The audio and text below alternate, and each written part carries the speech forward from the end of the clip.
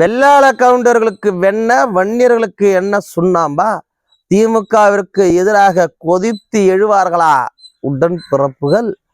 பேரன்பிற்குரிய தொப்புள் தமிழ் உறவுகளுக்கு வணக்கம். நான் உங்க வேலாமூர் கார்த்தி.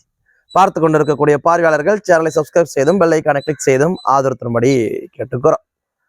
செந்தில் பாலாஜி ஜாமீன்ல ஜெயில இருந்து வந்த அடுத்த வினாடியே அவருக்கு அமைச்சர் பதவின்னு பேசப்பட்டுக்கிட்டு வருது.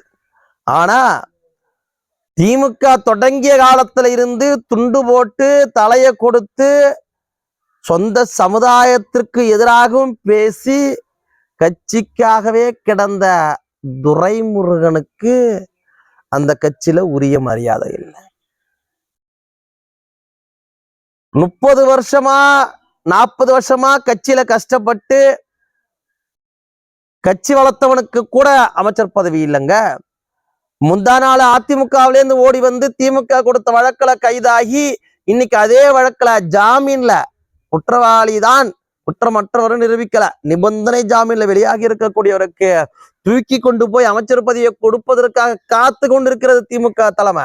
ஆனா வெகு நாட்களாக தோ பணபரத்துப்பட்டி ராஜேந்திரன் அமைச்சராக வைப்பாரு, தோ இவரு ஈவேம்பி எழிலரசன் அமைச்சராக போறாரு.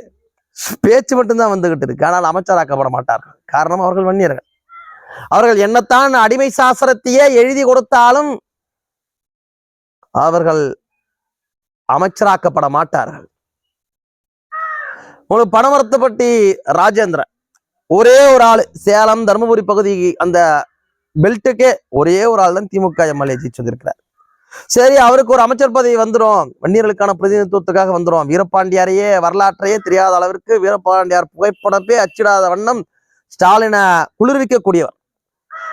வீரபாண்டியார் என்கின்ற பெரும் ஆளுமை இருந்தபோது கலைஞருடைய கண்ணுல விரல விட்டு ஆட்டினவரு கலைஞரே சேலத்துக்கு வீரபாண்டியார் தான் முதலமைச்சர். வீரபாண்டியார் இல்லாம அங்க ஒரு அடி கூட நவர முடியாதுன்னு சொன்ன சேலம் மாவட்டத்துல வீரபாண்டியாருடைய புகைப்படத்தை கூட வெளிக்காட்டாத வண்ணம் ரொம்ப ஜால்ரா அடிக்கக்கூடிய பணமரத்துப்பட்டி ராஜேந்திரனுக்கு அமைச்சர் பதவி இல்லை. ரொம்ப நாளா எதிர்பார்க்கப்படுது. இன்னொன்னு, எழிலரசன் அவர்கள் காஞ்சிபுரத்தினுடைய எம்எல்ஏ, ரொம்ப சட்டமன்றத்தில் அனுபவம் பெற்றவர், 2-3 முறை எம்எல்ஏவா இருந்திருக்கிறாரு. பாரம்பரியமான குடும்பத்தை சேர்ந்தவர், மாநில மாணவரை செயலாளராக இருந்தார். ஆனா முந்தா நாள் வந்த அந்த ராஜீவ்காந்தி நாம் தமிழர் கட்சியிலேருந்து வந்தார் இல்லையா, ராஜீவ்காந்தி அவரை தூக்கி தலைவராக ஒட்டி ஒரு செயலாளராகிட்டாங்க. இந்த அளவுக்கு தான் திமுக அவர்களுக்கு அங்க மரியாதை கொடுக்குது. அவரே அப்படிதான், எப்படியாவது அமைச்சராயிடலாம்ப்பா, அதெல்லாம் பார்த்துக்கலாயா, பேசிக்கலாயா அப்படின்லாம் சப்பக்கட்டு கட்டிட்டு வந்திருக்கிறாங்க. ரொம்ப நாளா கையை விரிச்சிருக்கிறாங்க. துரைமுருகன் கதை தெரிஞ்ச கதை தான். அவருடைய நிலைமை பரிதாபகரமான நிலைமையில இருந்துகிட்டு இருக்கு. இப்படி வன்னியருடைய கண்ணுலாம் சுண்ணாம்பை வச்சுக்கிட்டு செந்தில் பாலாஜிக்கு, அதுவும் கொங்கு வெள்ளாள பெல்ட்ல ஃபுல்லா சமுட்டி அடி கொடுத்த திமுகவுக்கு அங்க தூக்கி கொண்டு போய் ஒரு அமைச்சர் பதவியை கொடுக்க காத்துக்கிட்டு இருக்கிறாங்க. அப்ப வன்னியர்களுக்கு திமுகவுல என்ன மரியாதை இருக்கு என்பதை இதன் வாயிலா தெரிஞ்சுக்கலாமே.